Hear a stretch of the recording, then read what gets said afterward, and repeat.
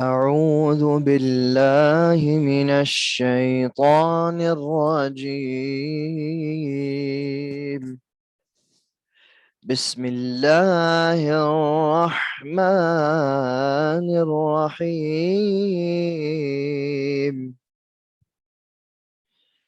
يا أيها الذين آمنوا كونوا قوامين بالقسط شهداء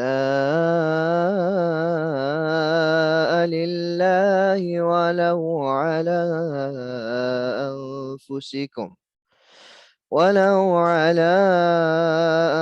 أنفسكم أو الوالدين والأقربين إن يكن غنيا أو فقيرا فالله أولى بهما فلا تتبعوا الهوى أن تعدلوا وإن تلووا أو تعرضوا فإن الله كان بما تعملون خبيرا. يا أيها الذين آمنوا بالله ورسوله والكتاب الذي نزل على رسوله والكتاب الذي أنزل من قبل ومن يكفر بالله وملائكته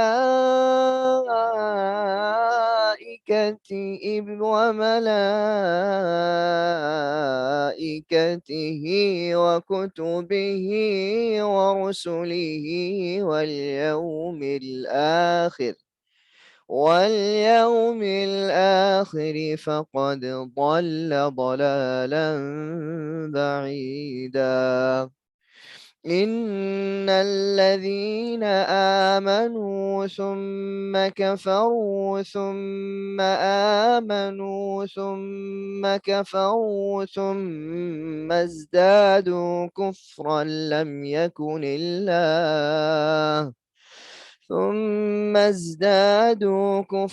لم يكن الله ليغفر لهم ولا ليهديهم سبيلا.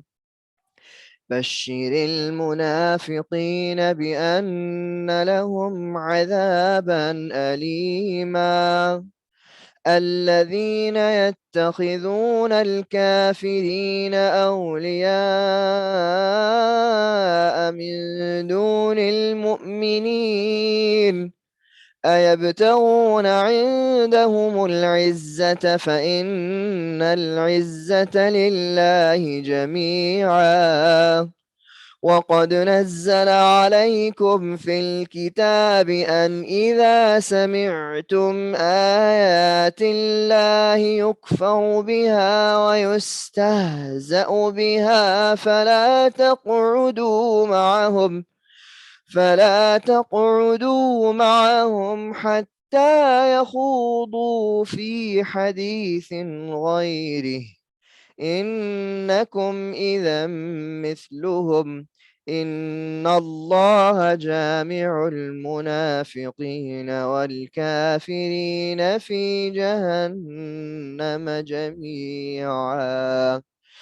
الذين يتربصون بكم فإن كان لكم فتح من الله قالوا ألم نكن معكم وإن كان للكافرين نصيب قالوا ألم نستحوذ عليكم ونمنعكم من المؤمنين فالله يحكم بينكم يوم القيامة ولن يجعل الله للكافرين على المؤمنين سبيلا.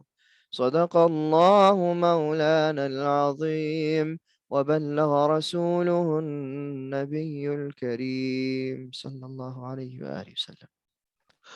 Jazakallah Faiz for this beautiful recitation. A'udhu billahi minash shaitanir rajim. Bismillahir rahmanir rahim. And Allah is describing in this first ayat that brother just read, Ya ayyuhallazina amanu kunu qawwamina bil qisti. So Allah subhanahu wa ta'ala is saying that be steadfast toward establishing justice. And this ayat also deals with, since the justice system is based on the witnesses, so when you have to give witness, do not do not discriminate.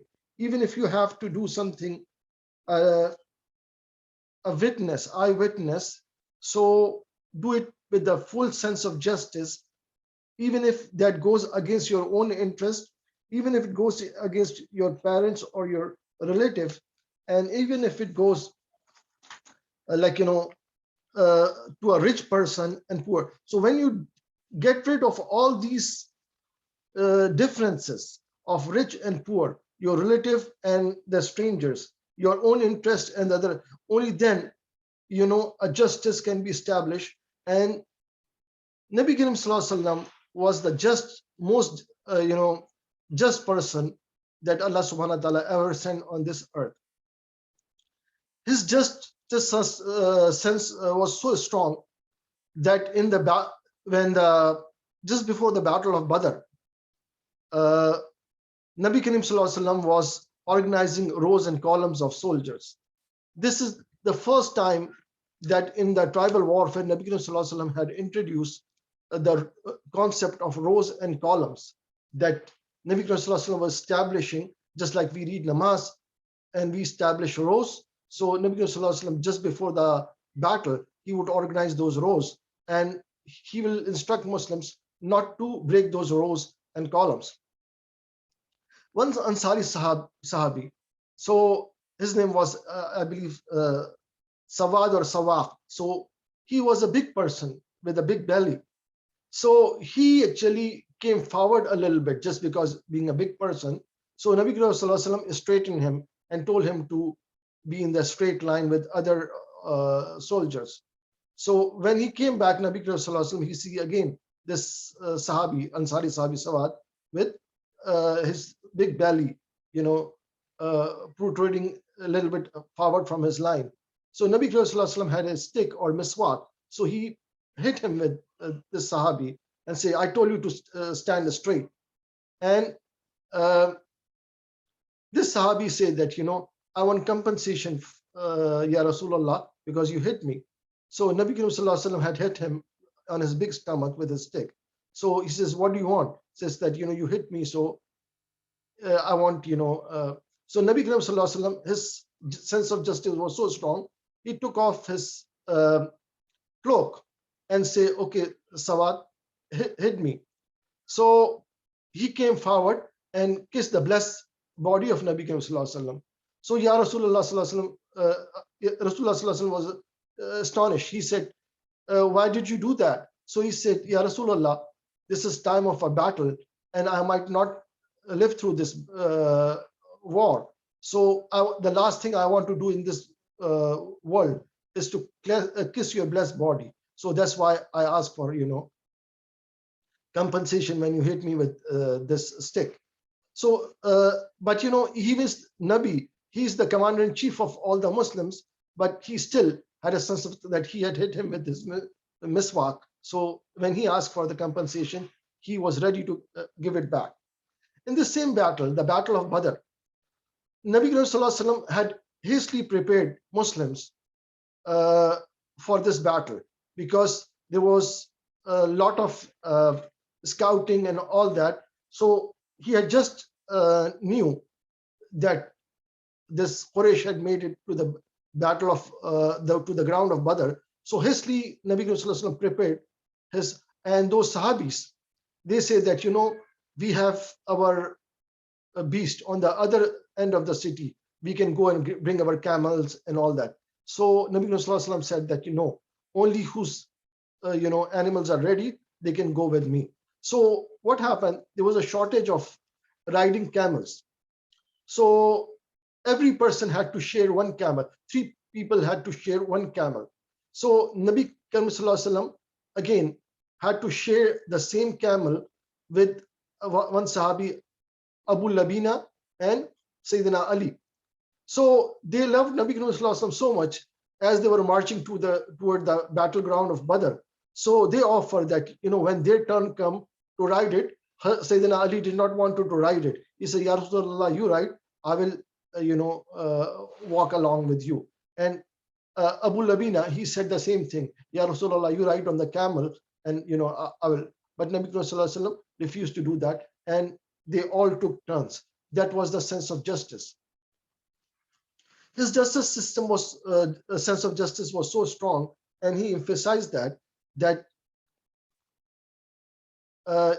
like in one time, Nabi Karim Sallallahu Alaihi Wasallam was going with two Sahabis, and when the time for the food came, so one Sahabi said that, I will kill a lamb and prepare the meat. So other Sahabi said that, I will I will cook that lamb. So Nabi Karim Sallallahu Alaihi Wasallam said that I will go and collect the firewood for that. So those two Sahabis say that, no, Ya Rasulullah, leave it, we will do everything. So but Nabi Karim Sallallahu Alaihi Wasallam didn't accept that. He said that I do not accept, I do not like that, you give me a preferred position. So just like everybody was doing chores, so he did the chores. And in the Battle of Khandaq, all the Sahaba Krams, they were given a task to dig so much area of trench. So Nabi Karim Sallallahu Alaihi Wasallam, again, he designated or prescribed a particular area to dig that trench. And Nabi Karim Sallallahu Alaihi Wasallam, the Prophet of Allah Sallallahu Alaihi Wasallam, he worked because his sense of fairness and justice was so strong that he just worked like a general laborer, and he participated in digging the same trench that other Sahabas was doing. And he did not discriminate between Muslim and non-Muslims either when it came to justice. What happened that one of the Muslim, he had stolen one of the shield from somebody else, and he had hid it in the sack of flour. But the sack of flour leaked, and it left a trail. It went all the way to this person who was Muslim or could be Munafiq. So what he did, when they could, people of Medina, trace this trail of flour all the way to this person's house.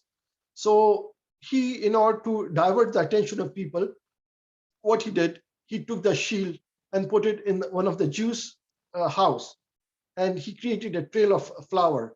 So he tried to misguide people, but Allah's command came through a revelation to Nabi Karim Sallallahu Alaihi Wasallam, and he did not punish that Jew, although he was framed to do that. So his sense of fairness was so strong. And as I said in one of the previous lectures,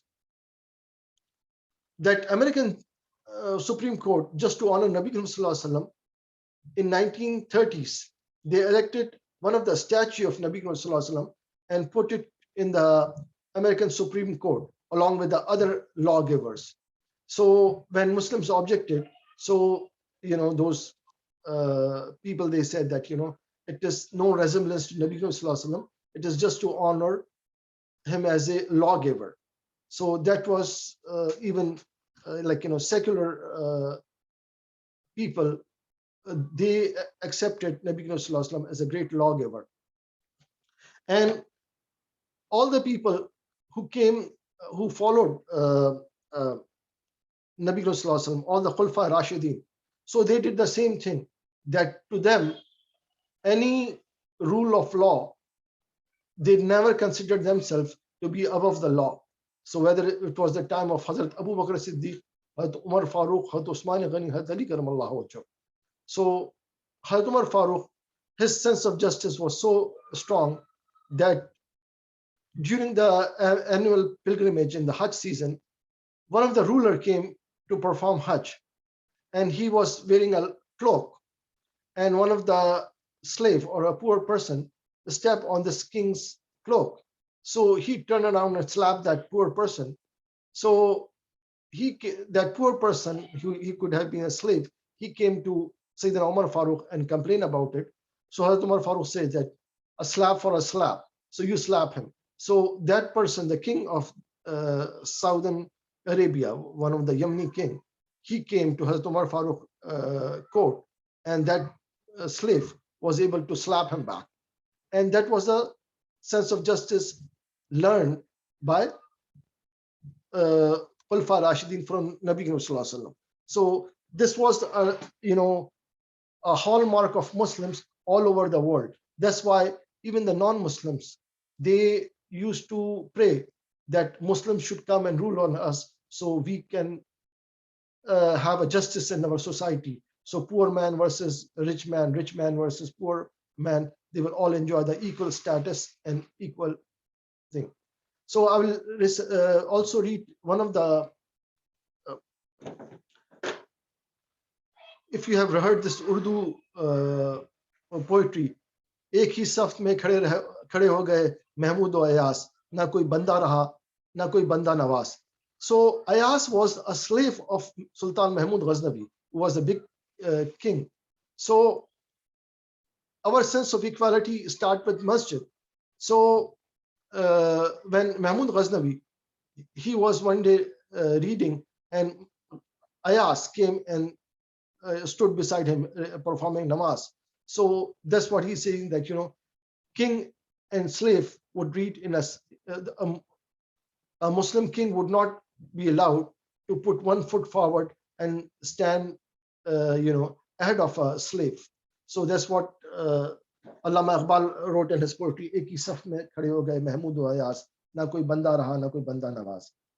And this sense of justice goes, there are many stories, and that was the thing that during Khilafat Rashida, all the areas that were conquered, so the sense of justice they enjoy, the quality of justice they enjoyed, all the areas that were conquered during Khilafat Rashida, they converted to Islam. So Allah subhanahu wa ta'ala, give us guidance so we can establish fairness and justice. And then this next ayat, Ya ayyuhallazina amanu billahi wa rasulihi wal kitabi wal lazina nazzala ala rasulihi wal kitabi allazi anzala min qabl wa man yakfuru billahi wa malaikatihi wa kutubihi wa rasulihi wal yawmil akhir faqad dalla dalalan ba'ida. This like first ayat we read it was regarding the justice system. The second ayat is regarding our iman. What is our iman? Our iman is part of knowledge, and it is part of a knowledge that is ilmul ghaib. Ilm means knowledge, and ghaib means unseen. So as Allah subhanahu wa ta'ala in opening ayahs of Surah Baqarah says, A'udhu billahi minash shaitanir rajim, Bismillahir Rahmanir Rahim. Alif Lam Mim Zalikal Kitabu La Rayba Fi Hudal lil Muttaqin Allazina yu'minuna bil ghaibi wa yuqimuna as-salata wa mimma razaqnahum yunfiqun. So Allah subhanahu wa ta'ala has established that those people who believe in unseen. So now, just like in the previous dars, we established what is our concept, or the two concepts of Tawheed in Islam. So another topic that's talked about a lot is ilm and ilm al-ghaib. They say that only ilm al-ghaib is with Allah and nobody has it. But those people do not know what ilm al-ghaib is, and especially Najdi fitna, when they establish, they generalize and all that. So there are three kinds of ilm al-ghaib. One is ilm al-ghaib fil iman. So without that, we cannot be Muslim, because those things that are unseen to us, for example, angels, day of judgment, person getting resurrected after dying, Allah subhanahu wa ta'ala, all the previous prophets before Nabi Sallallahu Alaihi Wasallam, all the previous scriptures they are unseen to us. We have not seen that time. We are not eyewitness to that, but we believe in that. Without that, so this is the first kind of ilm al-ghaib. This is ilm al-ghaib bil iman. And second type of ilm al-ghaib is ilm al-ghaib al-khas. this is Allah subhanahu wa ta'ala gave it to his prophets. That, although angel is unseen to us, is iman bil ghaib, but this is ilm al ghaib al qas, that Nabi Sallallahu Alaihi Wasallam met Jibreel alayhi salam, he met other angels, he went and actually saw Jannat and Jahannam, and he met Allah subhanahu wa ta'ala. So for him, it's a relative thing that Nabi Sallallahu Alaihi Wasallam saw, and he gave witness that there's a Jannat, there's a Jahannam, there's a Jibreel, and we believe he's Sadiqul Amin, so that's why we believe. So for us, this part, believing in Jannat, believing in hereafter and all that, is ilmul ghaib. But for Nabi Sallallahu Alaihi Wasallam, he is given a special ilm, which is far greater than ordinary Muslims. And ilmul ghaib al-mutlaq means the absolute knowledge. It is with Allah subhanahu wa ta'ala. And that's described in Ayatul Kursi, that nothing is hidden from Allah subhanahu wa ta'ala in his knowledge. So Allah subhanahu wa ta'ala described that in Ayatul Kursi. So it is important that you do understand these three different kind of ilmul ghaib.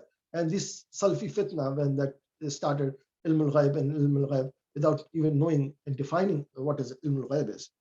So, and that this third ayat here, innal lazina amanu summa kafaru summa amanu summa kafaru. So there are people who they accept Islam, then they became kafir, then they become a Musliman, they go back and forth. Why? Because by faith, they are not Muslims, they are munafiq. What they are doing it for some worldly benefit, they can come join Muslim group, and if the hardship comes, they go back to that. They keep going back and forth. But these are the munafiqin, these are hypocrites. They would not get any reward for that. On the other hand, those Muslims in the early days, Bilal Habshi, Bilal bin Rabah, he was tortured. He was tortured so much that, beyond anybody's capacity. But he never, even when he was put in the hot desert sand, he kept saying, Ahad, Ahad. That means Allah is one, Allah is one.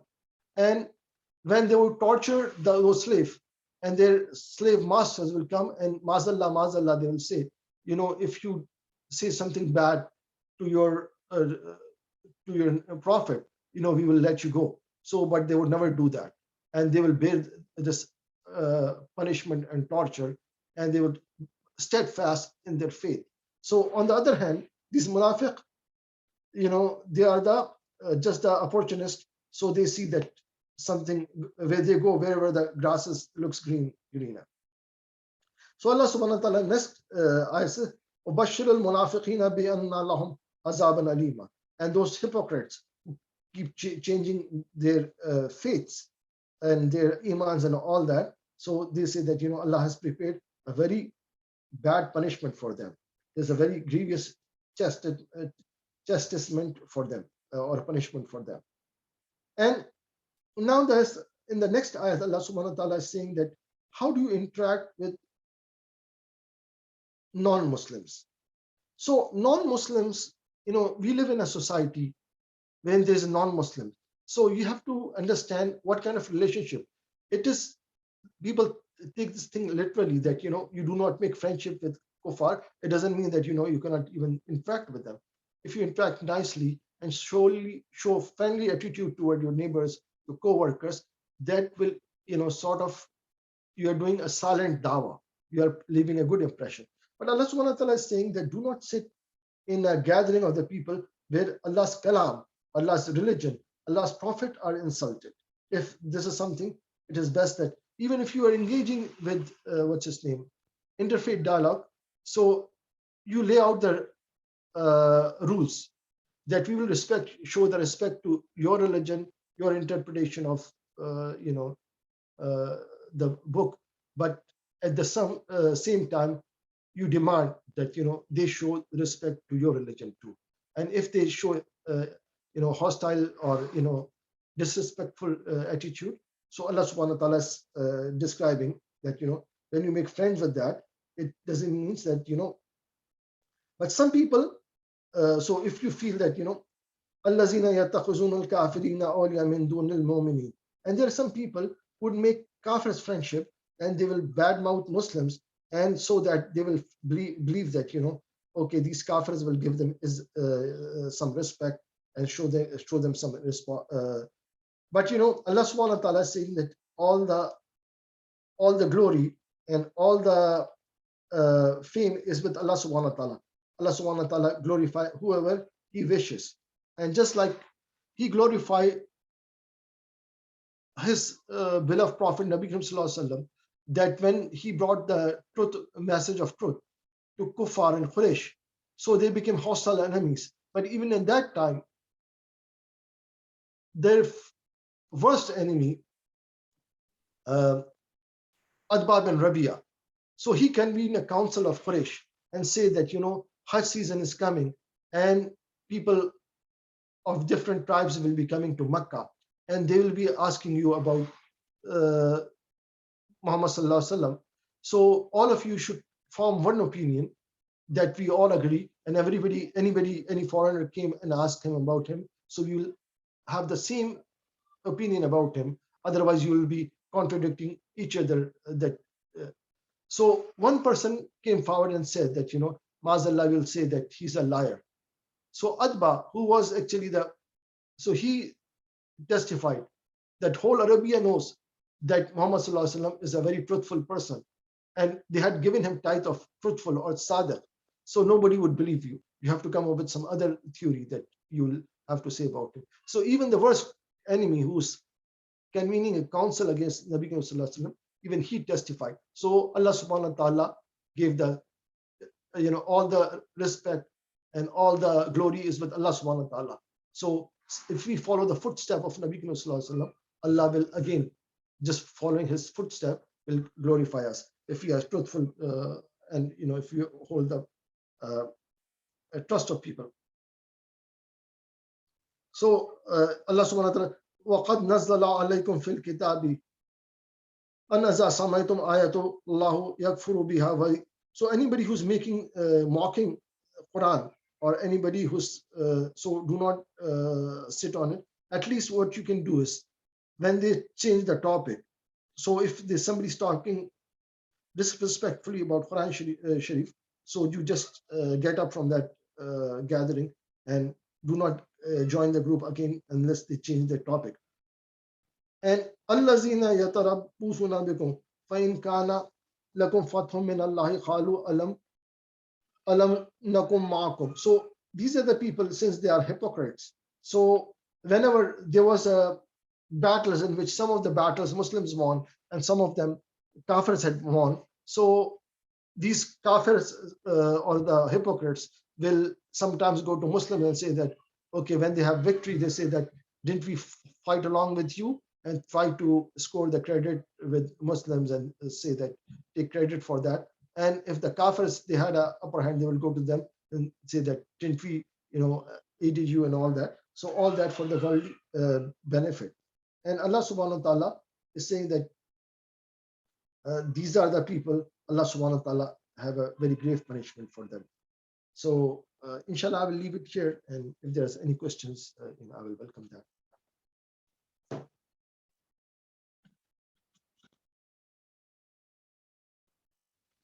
And this topic, as I said, about Ilm al-Ghaib is talked about a lot. So if somebody has any questions or